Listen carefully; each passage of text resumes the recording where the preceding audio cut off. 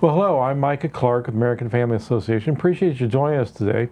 I have a good friend with me today that you may have heard of. You certainly know the type of ministry he runs. Tom Chevlot runs Life Care Centers in Indianapolis. And if you're watching this in Fort Wayne or Evansville, trust me, there are life care centers or pregnancy resource centers or crisis pregnancy centers all over Indiana.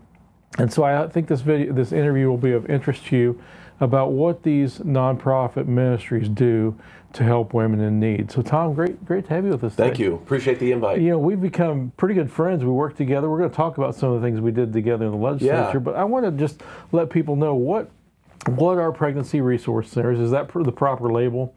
I know it's kind of changed over the years. Yeah, pregnancy resource centers is kind of a umbrella, a broad, because 25 years ago, most of them were called crisis pregnancy centers, but over a period of time, they looked at that.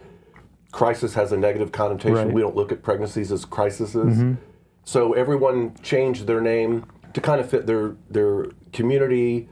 And so we changed our name to Life Centers probably about 15 years ago. Now, how many clinics or centers do you have? You have some in Hamilton County too, I think. Yeah, we have one in Hamilton County, and we have 4 in Indianapolis, and they're geographically east, south, downtown, and then kind of on the far west side of town. So just the basic question for people who don't know, what do they do if they've heard of these, or what does Life Care Centers do? Yeah, so first off, we've been around since 1982, so we've had a long road and a long history here. We serve men and women and families regardless of their situation, meaning they can come in for pregnancy tests. If the test is positive, we offer free ultrasounds at all of our centers now, which is huge. Depending on the circumstance, from a parenting perspective, we provide her with resources, whether it's referrals to get prenatal care, or if there's other issues that they're needing help in. So let's say, for example, they need to sign up for WIC. Well, we have a contact at the WIC office, and so we look at ourselves as a conduit to help her be able to get anything that she needs in order to be able to help her through her pregnancy. Now, I've seen, you and I have worked together with another pro-life group we're going to talk about later. Yep. But one of the statistics they told me, and you probably know this and see this too, is that for women considering an abortion, it was over 60%, maybe more, close to 70%, say that if their financial situation or the situation in life was different, they would choose life. And so your goal is to help them realize, hey, there's resources out there for you where you can choose life for your child. Yeah, that's true. The financial, especially in today's economy, a pack of diapers. I was at Kroger yesterday getting some shopping done, and a pack of diapers is $20. So that may not be a lot of money to some, but to our clients, that's a lot of money. And so when we're able to provide her those resources, there's one less worry on her behalf in order to be able to take care of her family. And so she can come to us every 2 months for replenishing of her supplies, and that includes diapers, wipe, formula, maternity clothes, or clothes for her baby. So we try to provide as much as we can, and then what we can't provide, that's where I go in, and I shared with you earlier, the places that we can send her to for referrals for other things that she might need. I was at Walmart recently and had somebody come up and ask me to help pay for their baby food. Now, it turned out she was kind of scamming me, but I said, sure, I'll help you. I was shocked at how much baby formula costs. Yeah. In fact, I read it was one of the most stolen items in the stores these days is baby formula, because they can flip them or sell them, or because it costs so much. Yes, yeah. But, so with the changes in abortion law, you've worked for a long time before Indiana changed their law, before the Dobbs decision, before Indiana legislature moved to significantly restrict abortion, and our abortion numbers have fallen. How has that changed what's going on at Life Care Centers? Because there's still, obviously, out-of-wedlock birth, crisis pregnancies, if you want to call it that, or women considering abortion. Of course, we've got Illinois in particular, and maybe Ohio too, but particularly Illinois being a more liberal state, marketing to women. What's happened since Indiana's changed our abortion laws? Yeah, it's to most, and I would understand why they would think this. Most people that ask me that question, they go, well, abortion's not legal anymore, so there must not be any abortions. That's not true. Right. Sadly, there's a lot of loopholes in the law. One of them that we're experiencing is when they say life of the mother. And so what's happening is that a woman will find out she's pregnant. She'll go see her doctor, and the doctor, in some cases, will say, she's not emotionally ready for this. This could really impact her health. This could really impact her mental health. And so they're finding ways in order to be able to provide that procedure under the life of the mother clause. The other thing that we are seeing is the proliferation of the pills. Oh, yes. So it's pretty dangerous, actually, because these pills are being offered on eBay, or a client, we call them clients, she can call over to a clinic, say in Illinois, and do a telehealth, never even physically see the physician or the nurse practitioner.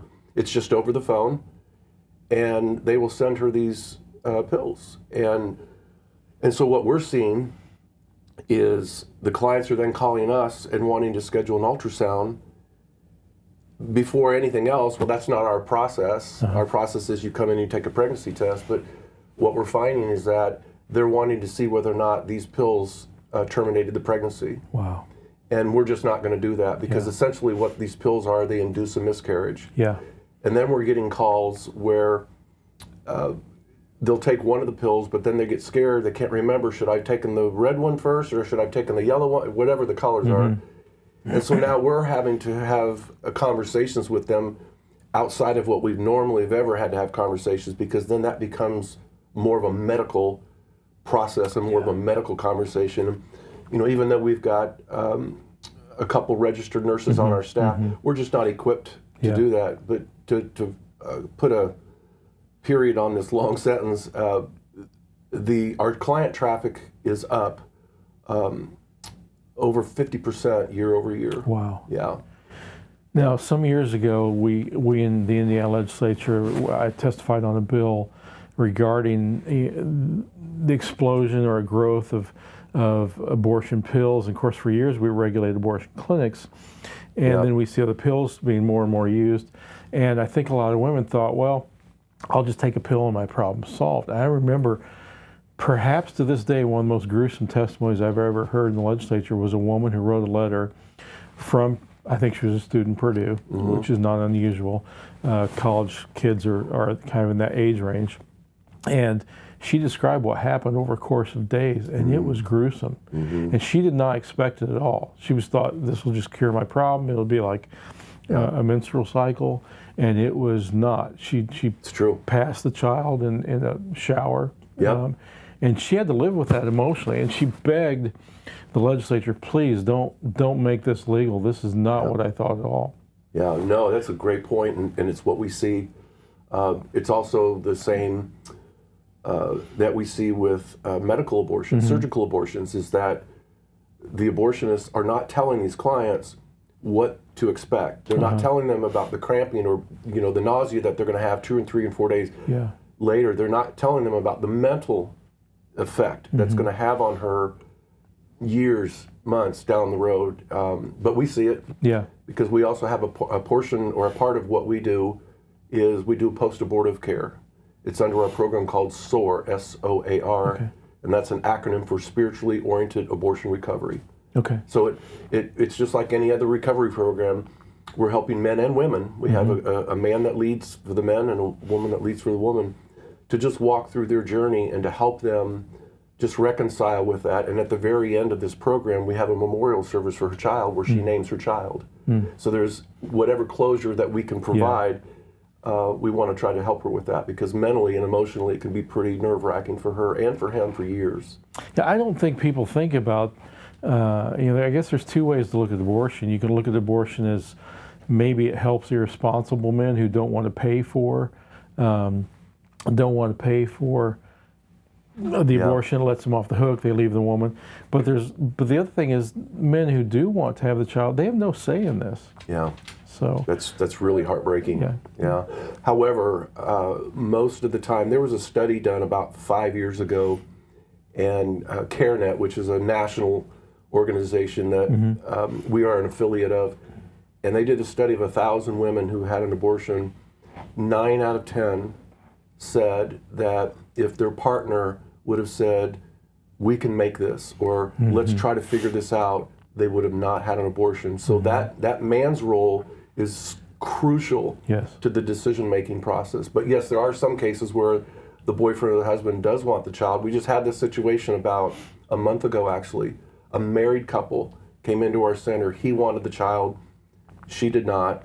And this is where I started to learn about these life of the mother exclusions, and she was using that in order to be able to pressure him to let her have an abortion. I don't know how it turned out, but yeah, there's both sides. Did that surprise you? Because the research I've seen shows that most women are not married who seek abortion. That's true. Because they don't have the resources, dual income or whatever, Yeah.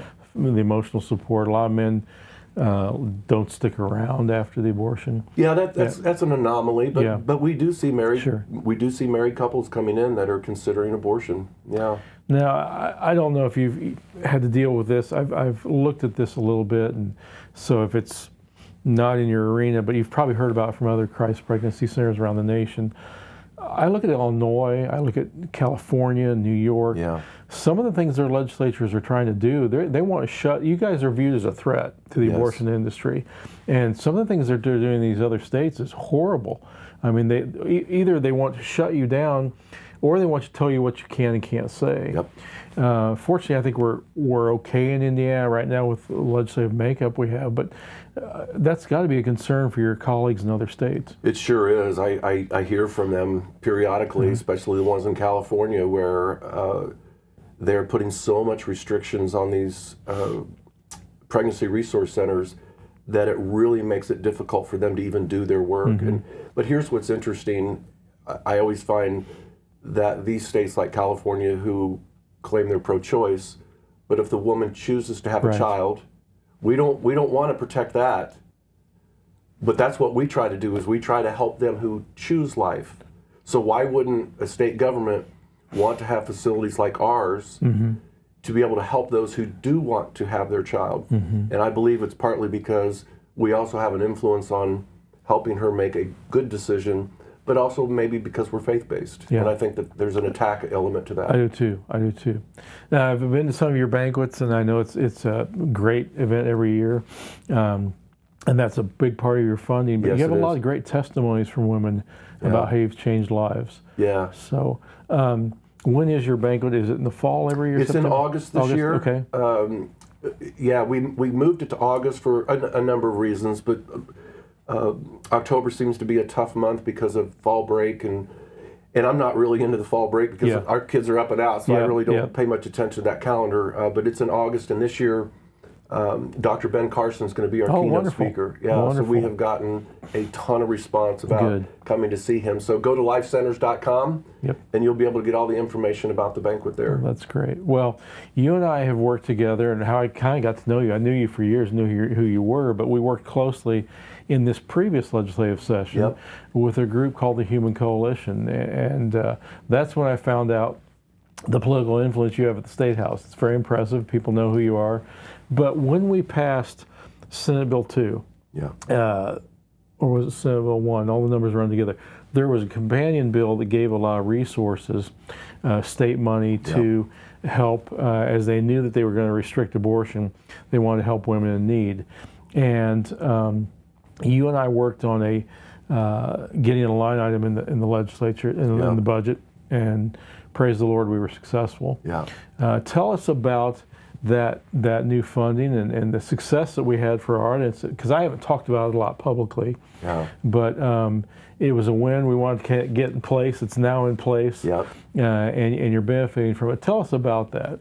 Yeah, sure. I think every taxpayer in Indiana, particularly supporters of ours, ought to be pleased that their tax dollars are going to help men and women who are facing pregnancy-related decisions. And so the legislature, as you mentioned, came in, once they put these laws in place, we were trying to communicate back to them that that's great, but now we're going to have an influx of clients well above and beyond what we're normally seeing, but also where are these abortion-minded or abortion-vulnerable women going to turn to get help? And so with the funding from this program, which has been tremendous, Human Coalition is overseeing this. And so essentially what happens is Human Coalition will advertise via social media, and they'll target abortion-minded or abortion-vulnerable clients.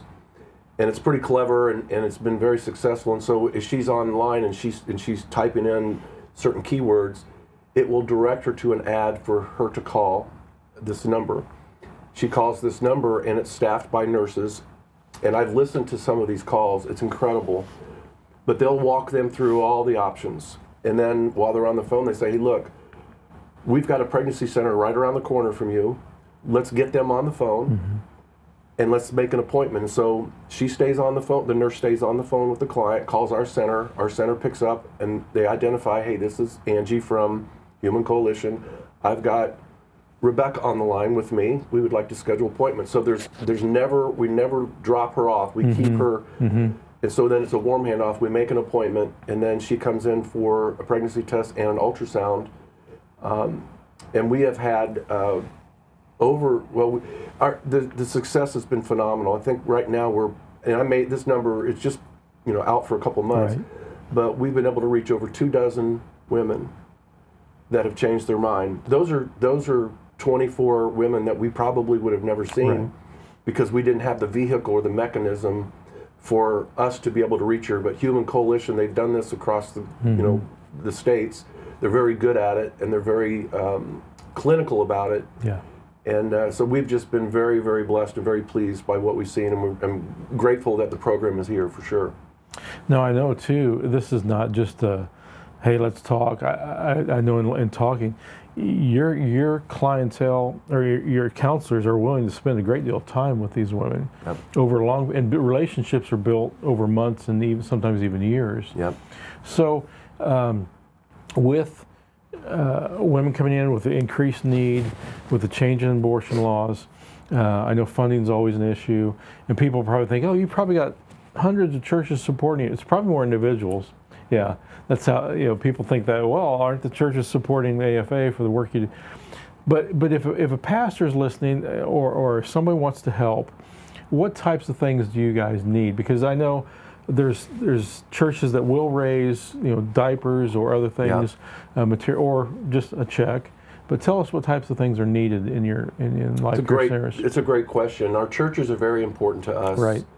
Not necessarily from a funding perspective, although there are several churches that are very generous. I don't want to ignore that. But our churches are really important to us for not only the financial, but also the awareness. We could not run these 5 centers without the volunteer staff that we have. Financially, we could not pay everybody to do this. And so the churches play a role because that's where our volunteers come from. And as I meet with pastors, I hear often, when they hear one of their congregants come up and they say, hey, I just want to let you know, I learned about Life Centers because of a baby bottle campaign that we were doing in the church. And then I started to look into it, and now I'm volunteering there. Nothing pleases a pastor more than to see his flock go out and serve. Yeah. And so the churches are very, very important to us with respect to that opportunity to be able to reach their congregants for a way for them to volunteer. But the other thing that I share with individuals in churches, I look at us as a missionary. And so if you're talking to your congregants and there's questions about should a church financially support a ministry like yours or mine or whatever, we're in the field and we're doing field work. And so that's why a lot of our funding comes under the missions budget. So yeah, the churches are extremely important, not necessarily from a financial perspective, just from an awareness perspective. I assume you're willing to speak to a church to present or Sunday school class or often? We do often, yeah. And here's the other cool thing real quick. We were meeting with Northview a couple of weeks ago, and our contact there wanted one of my staff members to come in and speak to the junior high and high school Sunday school classes. For me, I would rather speak to those kids because we want to be able to get the word to them before they get out into the world and get in and then become a client. We don't want them to become a client. Right. We want to help them avoid that or that situation. And so having access to Sunday schools, particularly junior and senior high, is so critical, and we love doing that. Yeah. We look at that as a really important part of our ministry. Now, I know you have a lot of volunteers. My wife actually volunteered for CPC years ago, but you train, there's quite a bit of training that Yes, goes sir. in there first. So if somebody says, boy, I'd really like to help with this, do they just call Life Care Centers, or do you have an administrative office that people call for that type of thing? Yeah, again, we direct everybody to lifecenters.com, Okay. and then there's a tab at the top for volunteering. But yes, it's 2 full days of training, and we are deliberate in that because the variety of clients and issues that we're seeing are becoming more and more broad. And so we want to make sure that we're equipping our volunteers so that when they're in that counseling room, that they're not going to get to a point where, I'm having a conversation about something that I wasn't trained about. So we try to be pretty comprehensive in providing them with all the tools and resources that they need or she needs in order to be able to make sure that that client feels, okay, I came to the right place. Let me ask you a sticky question, because Yeah. I've heard this story over the years. I believe it's probably true, but you might correct me, that oftentimes a woman in considering abortion will come in and she will say, and the counselor will talk to her, and they'll mention adoption, and there's kind of a disconnect. They're like, well, they're in there because maybe they want abortion, but they think, well, I couldn't give my baby away. Yeah. But yet, is it because they don't understand what abortion is, or what's the hesitancy towards adoption? Do you know, or is there? I've heard that. Yeah. Is there a hesitancy? There towards, is. Okay. There is. There's a number of different factors. I would say probably the biggest issue is not understanding what that means and the process.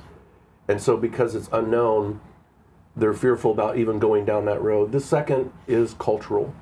There's a cultural element to some of our clients that, as sad as this is, and I'm being very candid, they would rather go through with an abortion rather than give their child up to a couple that doesn't speak their language, doesn't look like them, doesn't live like them.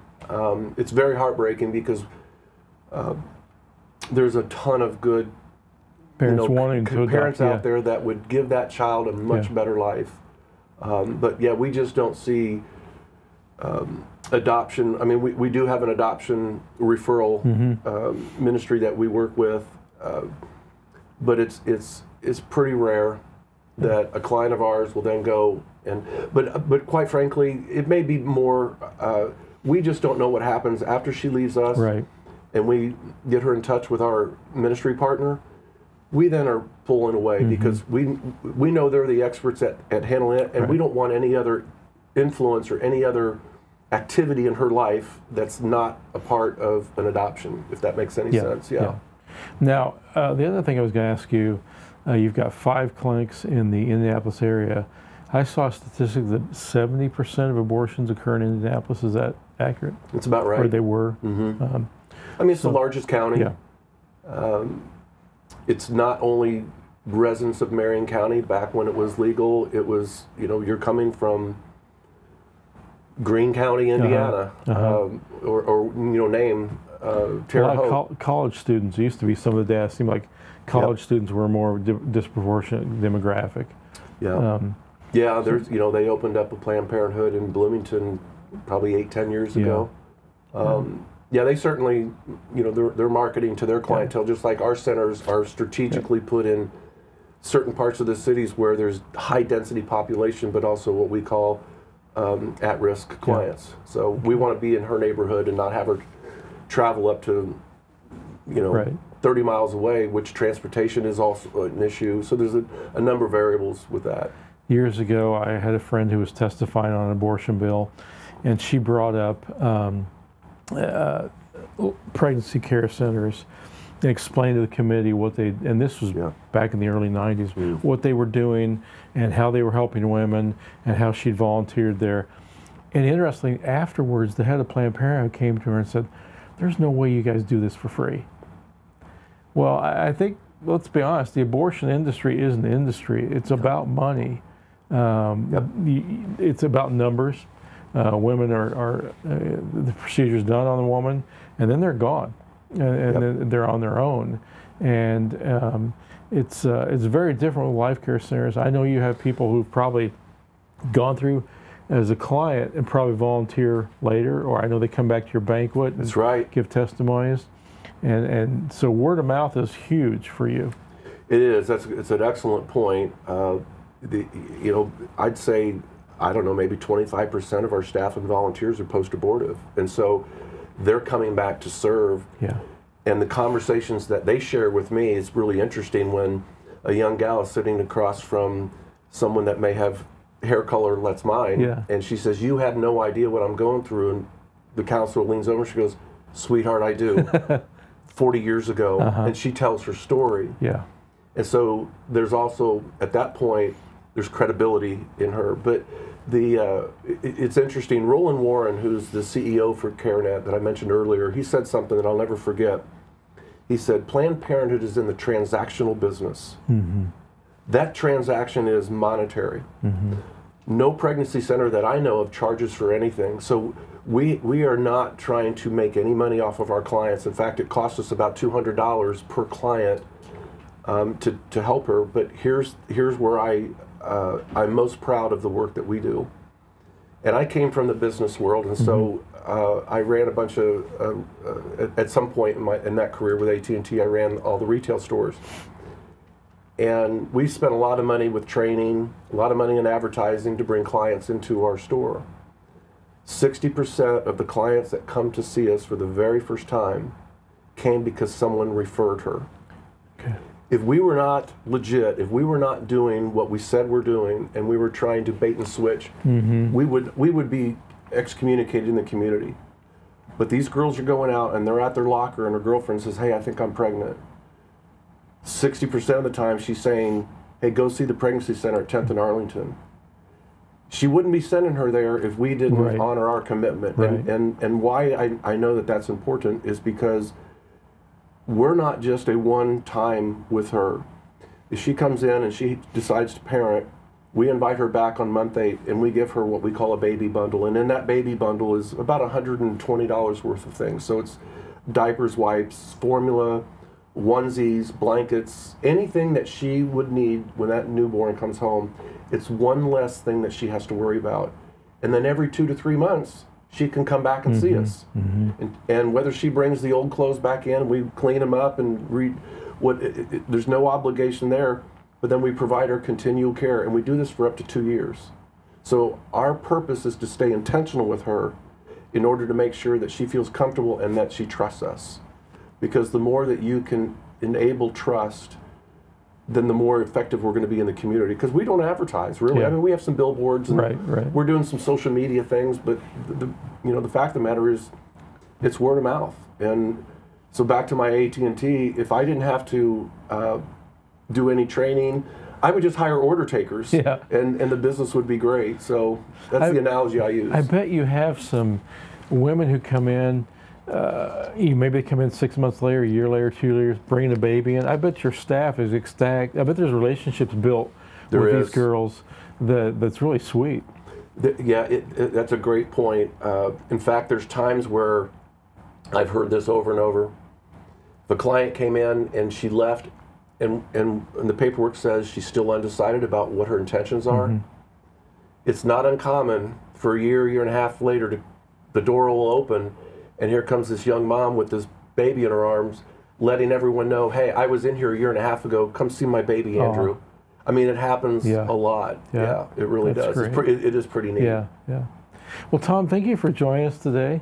Tell us again how people can learn more about Life Care Centers. Yeah. Again, I always point everybody to lifecenters.com, and then you can find out about where our centers are at, what we do, how we do it. There's information about who's on our staff, who's on our board, our financials are there. But most importantly, I would encourage people to go and look at the stats. Look at how many women and babies we served, how many lives were saved, how many lives were changed. It's just pretty phenomenal, and I just appreciate your time. Oh, sure. I enjoyed working with you last. It was pretty amazing in the legislature, but it was a lot of fun. We accomplished great things. Appreciate what you do with your ministry, and I also just appreciate our church supporters and our individual donors. It really does matter. Great. Very grateful. Well, if you're watching today and you'd like to support Life Care Centers, again, go to their website. But if you happen to be, say, in Evansville, South Bend, Fort Wayne, Lafayette, and you think, man, this is the first time I've heard about this kind of ministry, I'd like to learn more about this, or maybe someone could come speak to my church, certainly look up Life Care Centers. But there's a good chance that there is a pregnancy resource center in those major cities. And I'd love to see you, if not Life Care Centers, working with one of these other ministries. Let your church know about them. Do some research. But if you have questions, you can always email me, and I will put you in touch with those folks. So if you've been sparked, if the Lord's moved you about what you've heard today, please let us know. And please pass this video on to others so they know about Life Care Centers and the great work they're doing. Well, I'm Micah Clark. Appreciate you joining us today. Hope you have a wonderful weekend.